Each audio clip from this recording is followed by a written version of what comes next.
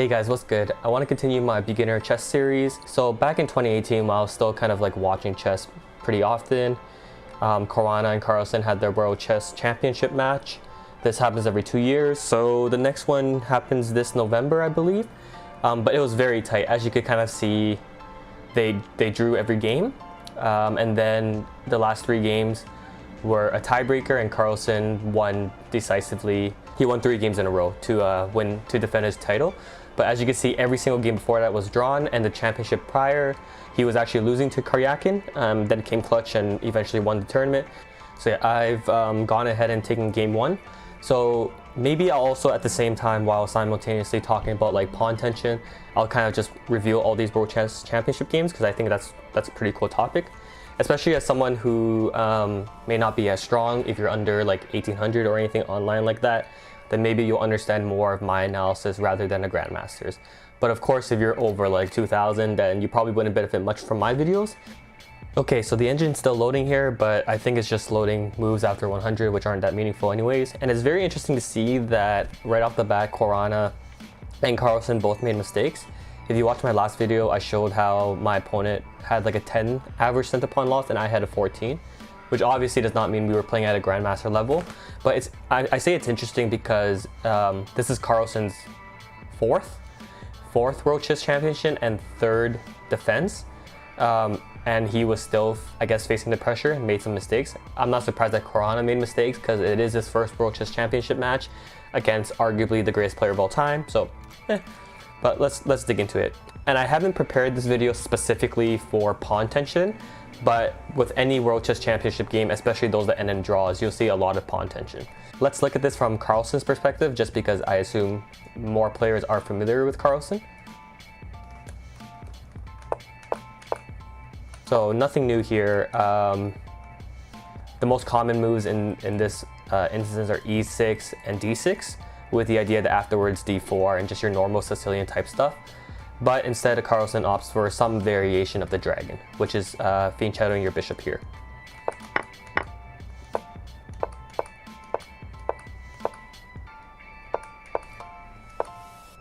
So I just want to get to a spot where I could see a lot of pawn tension. This is a very interesting maneuver from Carlsen. I've never seen this before.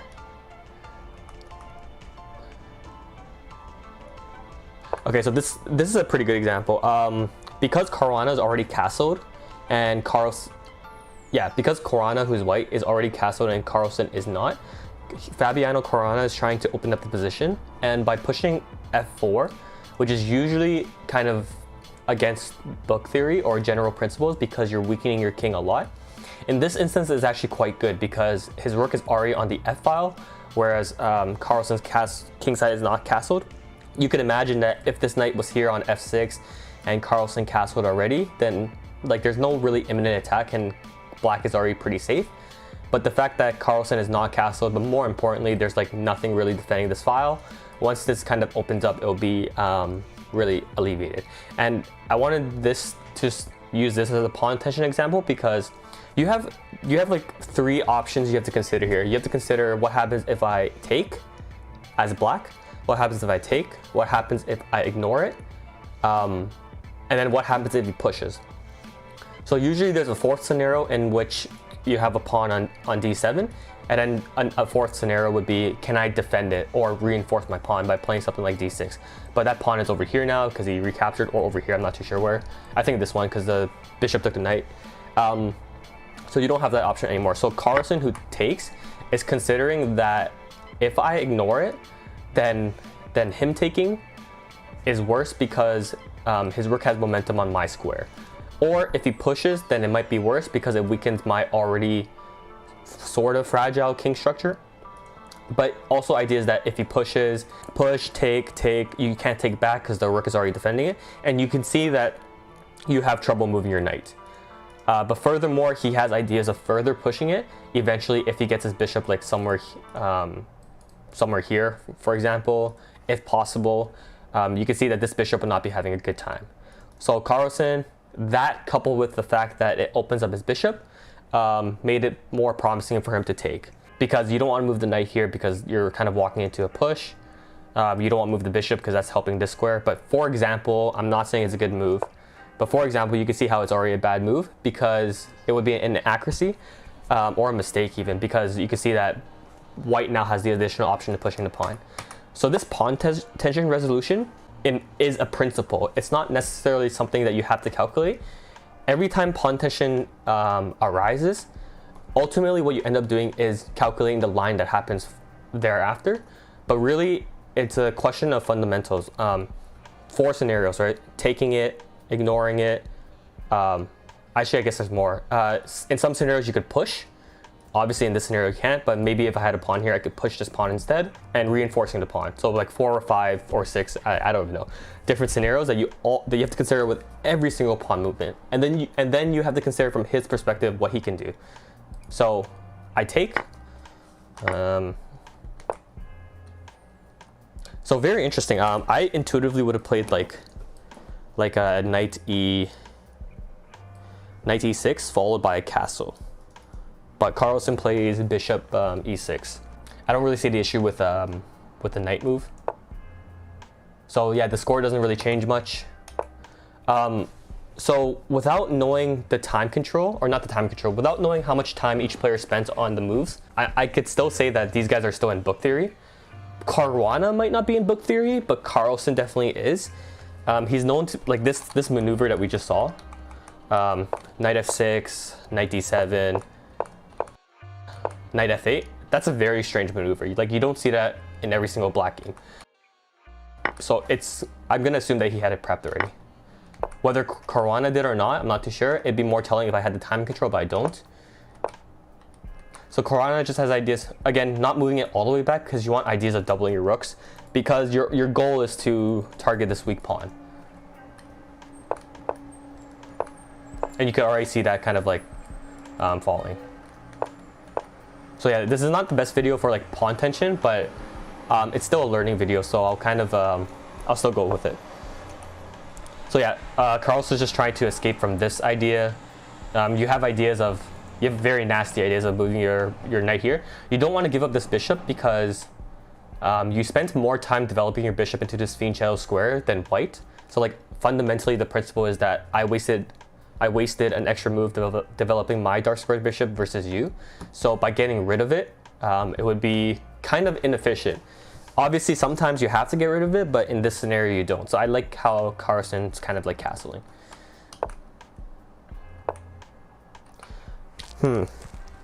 So there was something about pawn pushing that Caruana does not like.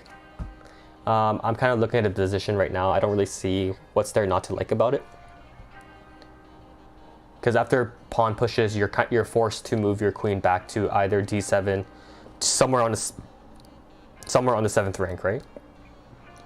Yeah, so I'm not too sure what he didn't like about it. Yeah, because there's no intermezzo move where you could like kind of take back and hit a queen here, because there's no queen there obviously. Yeah, I'm pretty surprised. What did he play instead? So knight moving. Again, this doesn't really it threatens this now because the queen doesn't have a square to move back to. I mean, it has like one less square to move back to. But I don't really see the purpose of it now. Yeah, and you're kind of running into that attack. So pretty good idea here.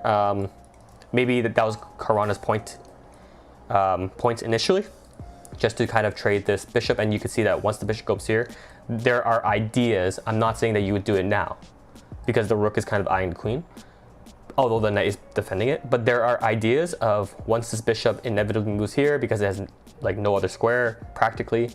You could move here, but it looks really bad. Then this pawn push is fairly imminent.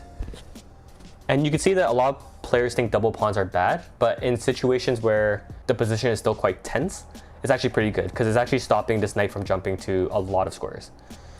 Okay, so this is pretty much the only move that Carlsen has to make, so a forcing move.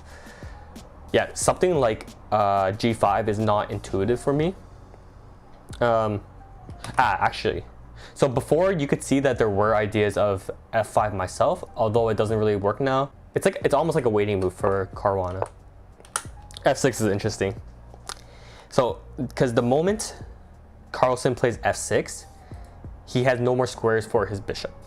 You can't go here because, actually I guess you can go here because the knight's kind of defending it, but really, so that means Carlsen has already calculated what would happen if white played d4.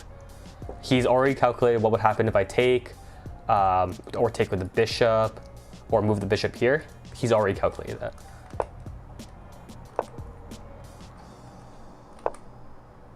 So where did Caruana mess up? He only had that one inaccuracy here instead of pushing the pawn. And obviously, like, analyzing it with the engine, it's like fairly evident that he should have pushed the pawn. But I am also saying that, like, I don't see how his idea of moving the knight there is better than pushing the pawn. Maybe he saw something that I didn't, because he's a grandmaster, obviously. Yeah, so he has ideas of pushing the bishop here so that his bishop can eventually get to this square, giving him another Luft square to go to. Because right now he can't really go there. Because if he goes there, takes, and then kind of a rook defend. Or even a king move, to be honest, is actually pretty good. Because you kind of want pressure on this file still. Okay, so I would have just taken here, to be honest.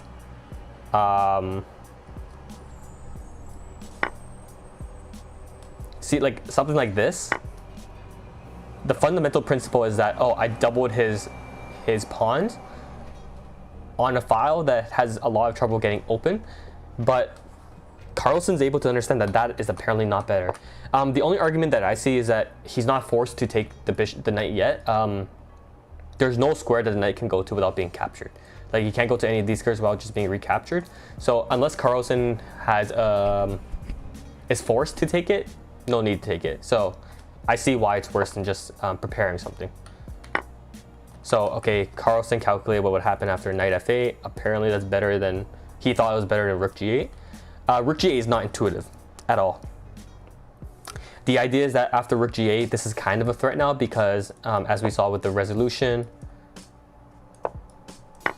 don't look at the score, but like, look at the concept. The resolution is that these pushes are much more scary now because your rook is actually eyeing the king. But obviously a queen move here kind of prophylactically defends that.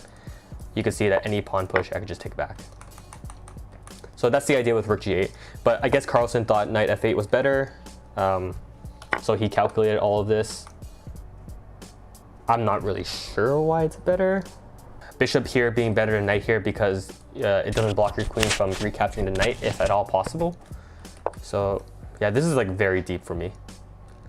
Clearly he's trying to get his bishop here or his knight here, knight or bishop. Actually, so after bishop here, it's easier for the knight to get there because the rook kind of has to move.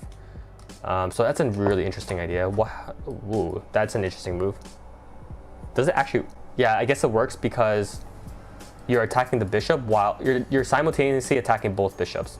And the queen can only do so much, right? The queen has like 2 jobs right now, protecting this 7th rank and protecting this bishop. So once the knight gets here, it's kind of like a distraction. Not an intuitive move though, but it's a pretty clever idea, which he did not play. He just moved back. So I don't see what's wrong with just taking. Okay, so Carlsen did take. But I also don't see what the point of this move is besides getting off this file. Like, I don't see how this move is better than just taking. I'm like looking at the score now, negative 0.9 versus what he did, which apparently evens the position. I don't see, or okay, it doesn't. Negative 0.6, but apparently it's still an inaccuracy, which I disagree with. I think what he did was fine. Again, I alluded to his idea earlier. He's either trying to get his bishop or knight to one of these squares. Is the bishop forced to take? Yes, because you can't really defend this because you have so many discoveries. So yeah, it's a pretty much forced take. Intuitively, I would have taken with the bishop. But I see. So he's taking with the pawn because he wants to open up this file. So maybe not intuitively, or yeah, impulsively, I would have taken with the bishop. But after thinking about it, probably would have taken with the pawn. So the engine is actually suggesting just to give up the exchange for a pawn. It's pretty interesting, to be honest. I don't think I would have done that. I think I would have done what Caruana did. But yeah, this practically forces a resolution.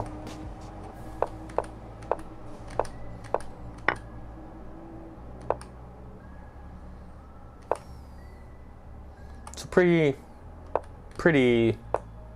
normal moves. Ooh, what happened here? So maybe Caruana was in time trouble here, because Caruana, I remember with some of the championship games, or most of the championship games of Carlsen versus anyone, he usually has a very large time advantage. Carlsen is notoriously known for not being well prepared in games, but for World Chess Championship matches, he hires a very, not hires, he recruits and like works with a very strong team. They're called seconds, kind of like backup singers on stage.